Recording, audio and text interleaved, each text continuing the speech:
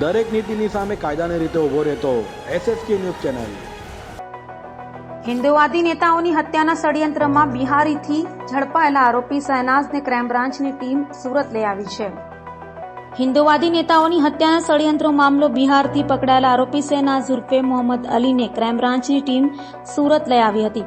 આરોપી નેપાળ બોર્ડર નજીકથી ઝડપાયો છે, તો તેને પ્રથમ બિહારથી ક્રાઇમ બ્રાન્ચની ટીમ દિલ્હી હવાઈ માર્ગે અને ત્યાંથી સુરત લાવી છે। આરોપીની પૂછપરછમાં મોટા ખુલાસા થઈ શકે છે। તો ઝડપાયેલો આરોપી શહેનાઝ અને મૌલવી મોહમ્મદ સોહેલ અબુબકર ટીમોલ એકબીજાના સંપર્કમાં હતા। ગઈ તારીખ 4ના રોજ સુરત ક્રાઇમ બ્રાન્ચ દ્વારા કઠોરના એક મૌલવી મોહમ્મદ સોહેલ અબુબકર ટીમોલને ચોક બજાર વિસ્તારમાંથી પકડવામાં આવ્યો હતો એક બાતમી આધારે, જેની પૂછપરછ દરમિયાન અને જેના મોબાઈલના ડેટા જોતા એક નેપાળ અને એક પાકિસ્તાનના નંબર સાથે સતત સંપર્કમાં હતો સોશિયલ મીડિયા દ્વારા।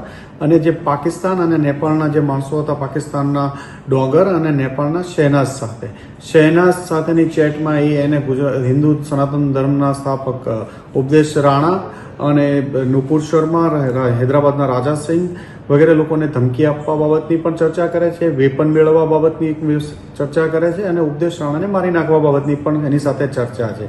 આ નેપાળનો જે નંબર હતો શહેનાઝ નામના એક માણસ વાપરતો હતો, જેની પોલીસની તપાસ દરમિયાન આ નંબર મુઝફ્ફરપુરમાં એક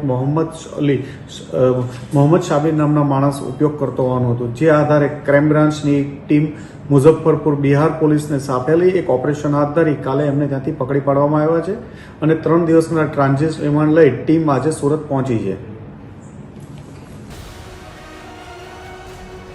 દરેક નીતિની સામે કાયદાની રીતે ઊભો રહેતો SSK ન્યૂઝ ચેનલ।